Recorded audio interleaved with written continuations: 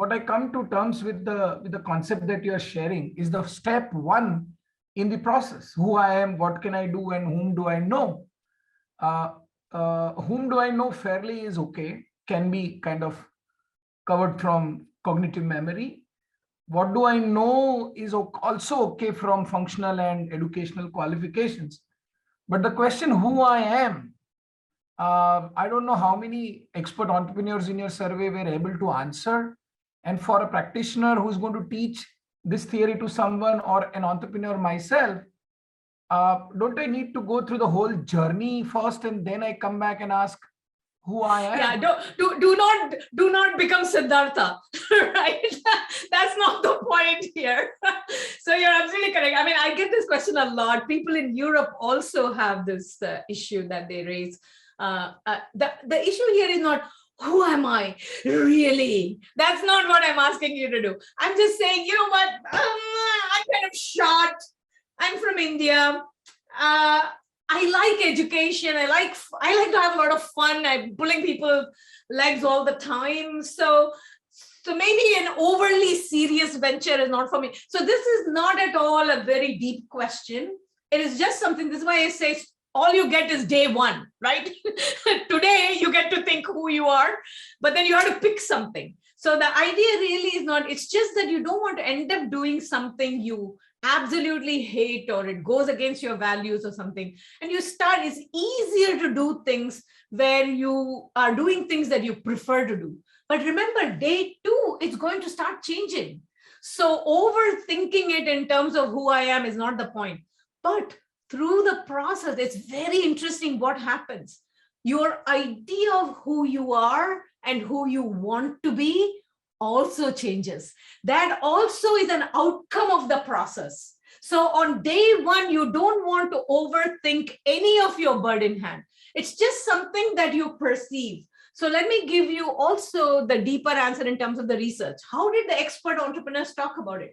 Because I gave them this imaginary product on which I asked them to build a company, right? And the imaginary product I gave them was a computer simulation game of entrepreneurship.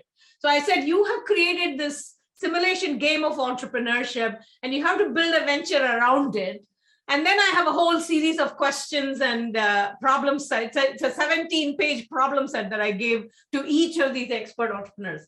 So very quickly, they took a look at the computer simulation game, and they would say something like, computer simulation game, I mean, entrepreneurship. Yes, we should be teaching entrepreneurship. The ways in which people teach entrepreneurship today is just like mostly crap. And, and so very quickly, they're saying education is important, it's a value they have.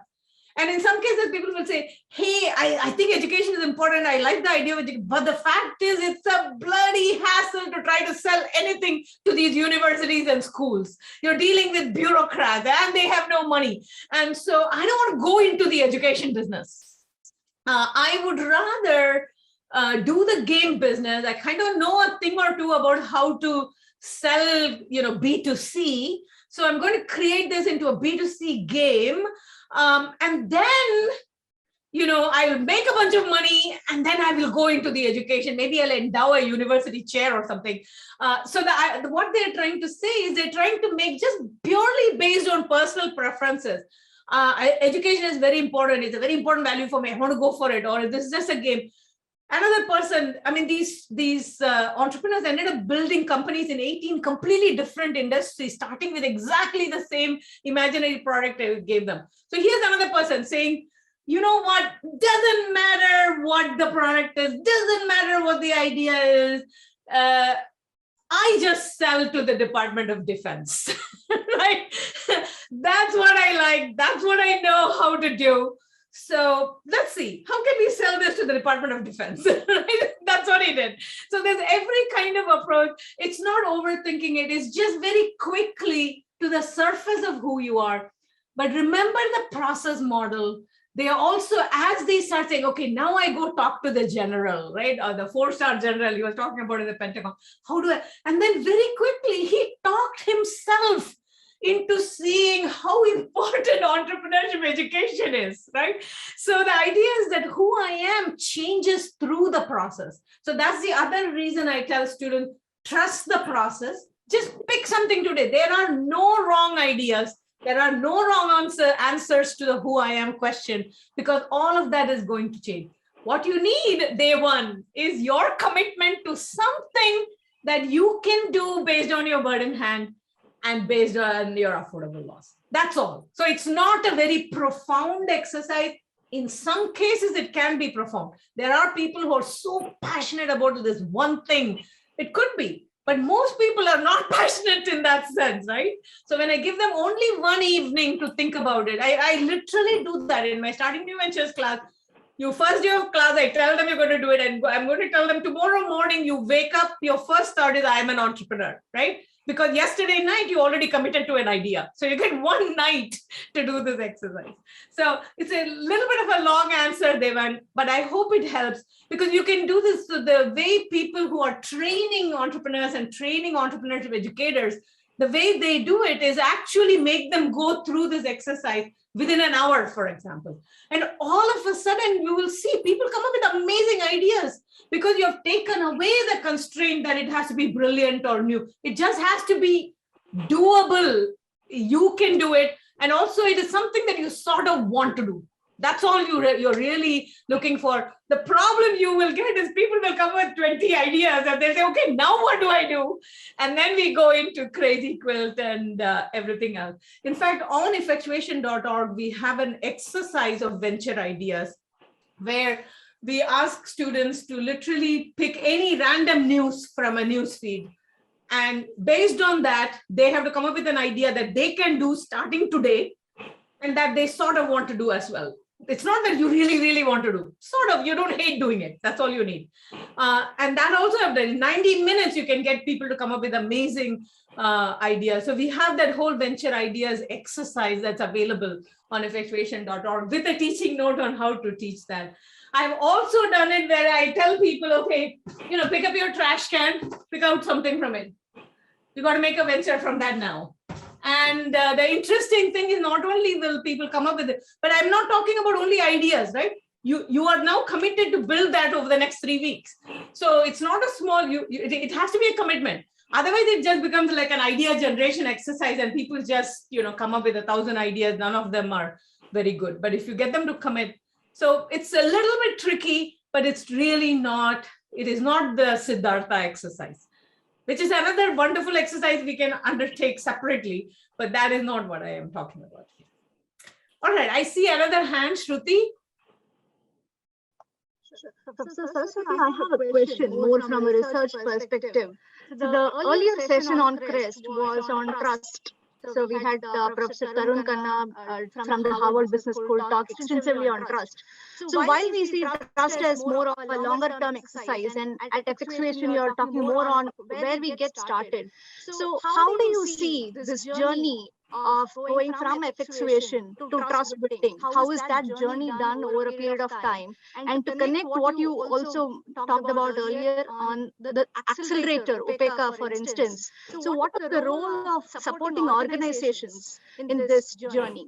So what do you see from a research point of view? Okay.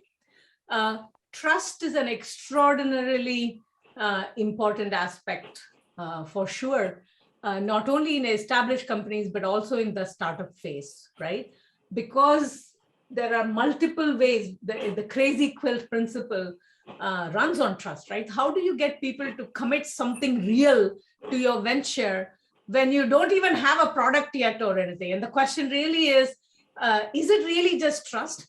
But I also told you, you talk to anybody and everybody. In fact, one of the exercises I give my students in class is, next time you're on a plane, turn to the person sitting next to you and ask them for $100,000. Now, this is affordable loss for you in 2 ways, because first, if you don't do the exercise, you're going to be in trouble in my class. So it is affordable loss, right? Even if nothing happened. But more importantly, that person cannot get away from you for, at least an hour. And so you have to figure out, they have to get involved with you in some way. So, and now most students will not actually do it, but those who do it have amazing experiences. And so the idea here is trust is not a simple thing, right? people think that trust is either you have it or you don't have it, or in general, most people, they have these assumptions that people will not talk to me, they will not invest with me, I'm worried about my intellectual property, people will steal my ideas. There are all kinds of issues of trust. From day one, people will start raising in terms of effectuation. So I tell them, do it experimentally, right? Check what are your assumptions about trustworthiness of other people. What are your assumptions about your own trust in your own competence, for example? So trust is a multi-dimensional construct that changes over time, changes through situation, and changes through interaction with other people. So the only way to master is for you to go out and try what works and what doesn't work. Now, in social psychology, people have done a few of these studies, right, where they send out people to ask for money or ask for help or ask for time or things like that. And they do something very interesting. They first ask the person, what is the probability? How many people do I have to, how many strangers on the street do I have to talk to before somebody will lend me their cell phone to make a call, right? And the idea is you cannot give them any big reason. You cannot make a pitch. You just ask them, please, I need to use your cell phone to make a call. That's all you're allowed to ask. That's the subjects are allowed to ask. So the question is, how many people will you have to ask? And people invariably overestimate the difficulty, right? They're wrong by 50% to 500% for the most part. So there is a whole series of affordable loss exercises of trust generation that you can do. And then you start calibrating both your own competence, your trustworthiness, but also the value-based trustworthiness of others. So the interesting thing these expert entrepreneurs are saying, you're asking commitments from people without offering them anything in return. So it is not a pitch, right? So in fact, I just finished this winter, I finished an entire book on the effectual ask. And the effectual ask is really a generalization. The pitch is one kind of ask, right? The effectual ask is where you have to ask somebody for something. You have to be willing to go out there and say, hey, I have this idea and I want to do this. And you're asking like, I need you. So let's say you're talking to a big buyer. I need you to buy this pen, right? You go out and start asking for commitments. First of all, my students will not ask. They are so nervous. They have to find out everything about the pen and the cost, and they have to project the possible return. And that's the only way they're going to go talk. And I tell them, no. You are going to make this pen. It's a stupid little idea because there are lots of pens in the world, right? So it's nothing very great. Plus, you don't have the pen. You only have the idea for a pen that you have to go and talk to people about. And you're asking them to buy it, which means at the very least, give me a pre-order of some kind, right? And again, people will not do it. But when you do it, you will learn a lot. Because most of the time, people will not say yes or no, right? Nobody's going to say this non-existent pen. Oh yeah, sure, I'll take 10,000 of those. Nobody's going to do that. But interestingly, most people are not going to say, that's a stupid idea. Why should I buy it?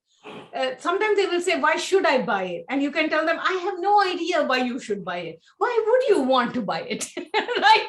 And the idea is to get them to tell you what kinds of things will they buy sight unseen is what you're trying to learn there, right? So the way you start talking to them is most people will tell you, Arey beta, why are you doing a pen? Nobody uses a pen anymore. You get that kind of feedback. Or they will say, well, I hope it is not made of plastic. If it is eco-friendly or green, then, maybe because there's a lot of trend these days, people want like eco-friendly stuff.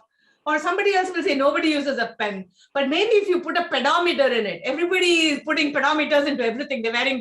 Maybe if you really, really want to do a pen, but if you put some technology in it, then maybe I would be. So you get that kind of feedback. You get all kinds of feedback from everybody, right? And so the question the expert entrepreneur is saying is you can have 4 kinds of reactions to this feedback. One kind is the person is saying, I want something eco-friendly, right? So you can say, well, that's fine, but this is my dream. This is the pen I really want to make, right? So I can persist in my vision. I can till I find somebody who's willing to buy it, I can continue. That's one reaction I can have. Another reaction I can have is say, hey, customer wants eco-friendly. So now, as of today, I'm changing my business plan. It's going to be about eco-friendly pens, right? So you can adapt. You can just simply say, whatever the customer or the investor or whoever stakeholder wants, that is what I'm going to do. So you're taking it as feedback. And then, of course, my MBA student, so that's the second reaction you can have. The third reaction is what I call my MBA student reaction.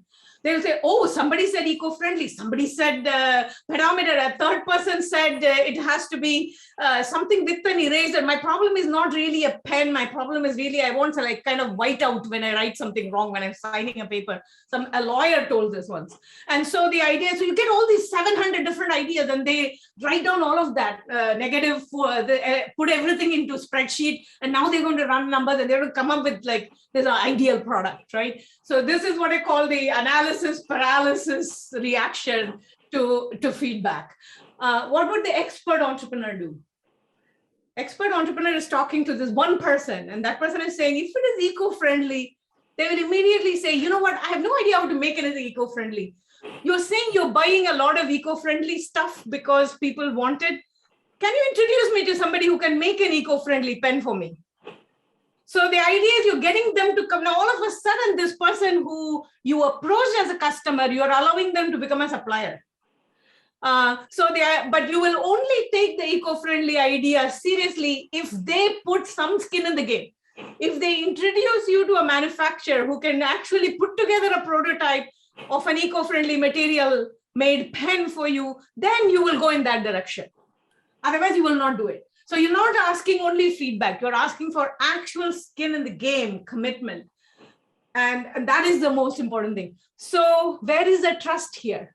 The trust is only to the extent that you are willing to commit time, energy, any other resources, and the commitment that the other person makes. And you put that together. So this trust is always underwritten through actual commitment. And the process teaches you how to get to these commitments that then build trust and relationships. So I'm again giving a slightly longer, more complicated answer because this is a research symposium as well as a practice one. Shruti, does that answer your question? And there are 700 topics related to trust that we can talk in this connection. If somebody wants to talk about some of the other issues, IP, anything, I'm happy to talk about every one of them. But the overarching idea is you can take prediction and control, put it into a 2x2 and start thinking about relationships in that space, like persist, right? My view over your view, adapt your view over my view, or I try to find optimality. So I'm trying to solve the trust problem without actually putting my skin in the game or your skin in the game. And then the last one is each person is making an affordable loss investment. They're learning about each other. They're learning about the market. They're also building the market. They're also building the relationship. And so those are kind of the 4 ways you can think about trust in the prediction control space that effectuation operates in. So that's kind of the more academic answer. Yeah. I think the adjacent question was the role of accelerator, because you did mention the OPECA example. So the role of incubator. What did you want to know about the role of in building organizations? Is that what you said? In establishing the connect between effectuation and trust. Are they being the bridge between effectuation and trust? Between effectuation and trust, is that what you're saying? Okay, so you can see that however you build a venture, trust is already embedded, right? This experimental view of trust is already embedded in effectuation to some extent. When you take it to the incubator level or an accelerator level, you get something for free, right? Because you have a peer group, a cohort of ventures that you're educating in this. So you start by investing in each other. That's what UPECA does. So the idea, the way you can do experiments within the cohort, right? Because these are real ventures and they can invest in each other starting with non-financial resources, but even financial resources, all kinds of resources. They can invest in each other. They can create partnerships. My customer could be your supplier, for example, and vice versa. And so they really are the data. There is a doctoral student in IIMB who is actually studying this peer interaction. This is a unique kind of peer interaction. And then that peer interaction spills over to stakeholders outside. As well. And Prasanna tells the story. He tells the story much better than I do, where he says, because they don't have an office, Upeka doesn't have an office. So what they do is they ask a bunch of potential customers to ask them, can we come and hang out in your conference room? Because our accelerator has no physical location. And it's amazing. And he gives this example of a company in Chennai where they came to hang out. And it turned out that, normally if you try to set up a buyer meeting or something like that, it's a much more arduous process.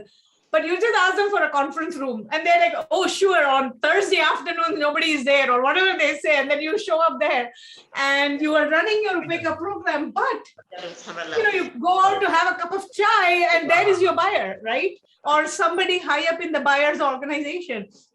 And all kinds of good things happen precisely because you didn't invest in an office. So you have to go ask somebody, hey, can I hang out in your conference room? And there are example after that Upeka does. So the idea is really to go through affordable loss to building Crazy Quilt. And then the Crazy Quilt then leads to co-creational relationships in the pilot and the plane. And Upeka has done a lot of work on how to do that. It's built into their methodology. All right. I saw a couple more hands. Navanita